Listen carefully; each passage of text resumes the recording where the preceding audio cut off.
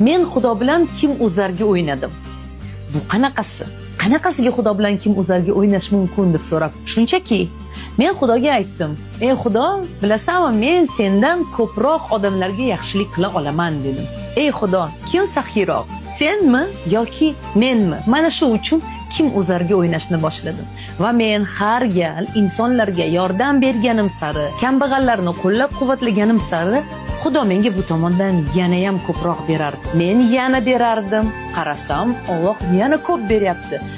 Yo'q dedim, men baribir yutishim kerak. Baribir bu bahsda men g'olib bo'lishim kerak dedim-da, hammaga yordam berishni boshladim. Tinmadim. Hali uy olib berdim, hali mashina olib berdim, hali birinchi startap uchun pul berdim, beraverdim, qo'llab-quvvatlayverdim deb. Shunda boyagi savol bergan inson so'rabdi, "Xo'sh, natijada nima bo'ldi?" deganda, "Natijani ko'rib turibsiz. U yutdi" debdi. Ya'ni siz qancha saxiy bo'lganingiz sari, qancha qo'lingizni ochganingiz sari Alloh sizga shuncha ko'p pul berar ekan.